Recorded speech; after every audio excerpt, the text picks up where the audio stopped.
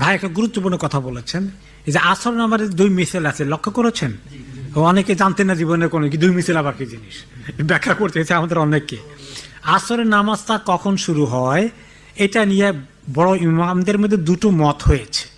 একটা মত হলো এক মিছিল বলা হয়, এই যে এক কলমটা ধরেন, সূর্য যখন মাথার উপরে থাকে তখন তো কোনো ছায়া থাকে না, একটু ঢললে পশ্চিম দিকে একটু ছায়া আসে, একটা ছায়া আসলি বলে, অল্প একটু ছায়া আসে।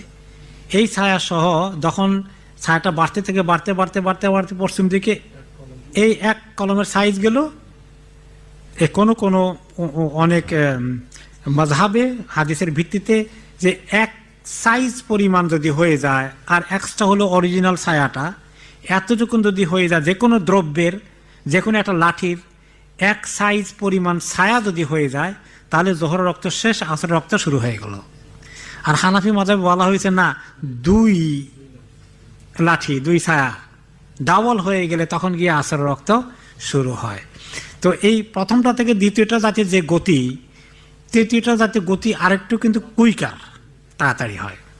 তো সেই হিসাবে মনে করেন কোনো কোনো সময় দেখা গেল যে হানাফি মাযহাবে আসরের রক্ত হয়ে যাচ্ছে আপনার 3টায়, কিন্তু অন্য মাযহাবে রক্ত শুরু হয়ে গেছে 2:15 2:30টায়। কথা বুঝতে পেরেছেন?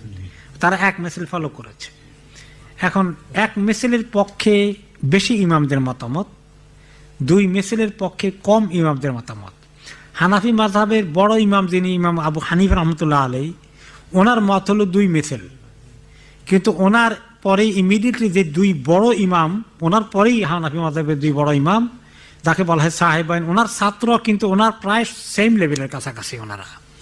ওনারা দুইজন, ইমাম মুহাম্মদ হাসান শাইবানি, ইমাম আবু ইউসুফ রহমাহুল্লাহ, দুইজনেই ইমাম আবু হানিফার সঙ্গে দ্বিমত পোষণ করেছেন, বাকি ইমামদের সঙ্গে একমত হয়েছেন যে এক মিছিল পরে হয়।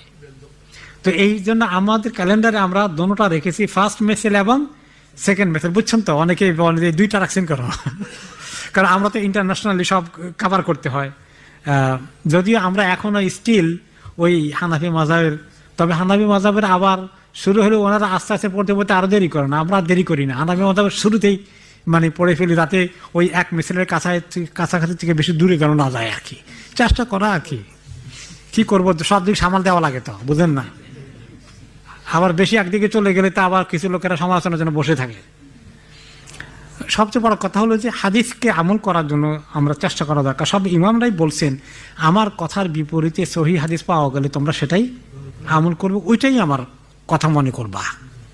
তো আমাদের দেশে এগুলো নিয়ে একটু বাড়াবাড়ি করে। উনি যে এক্সাম্পল দিলেন খুবই খারাপ কথা, যে রিজেন্ট পার্ক মসজিদে যারা এক মিছিল ফলো করে আমল করে, সেন্ট্রাল মসজিদ রিজেন্ট পার্কে, তো সেখানে আমাদের যারা কট্টর হানাফি মার্কা আছেন, ওনারা তাদের সঙ্গে জামাত পড়ে নামাজ পড়েন না, তারা পরে আলাদা জামাত করেন বা নিজেরা আলাদা পড়ে নেন।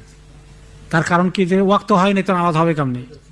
তো এই বেচারা যে এত বড় জামাত হয়ে গেলে ওয়াক্ত মানে নামাজ হবে না সব। আর এইভাবে মাযহাব দিয়ে এত বেঁধে রাখতে হবে, কোনো অবস্থাতেই নড়বড় করা যাবে না। কোনো ইমাম তো এরকম মাযহাবের কথা বলেন নাই, প্রত্যেক ইমাম বলেছেন এটা সাহহাল হাদিস ফাহুয়া মাযহাবি, হাদিস যদি সহিহ হয় ওইটা আমল করো, ওইটাই আমার মাযহাব মনে করো।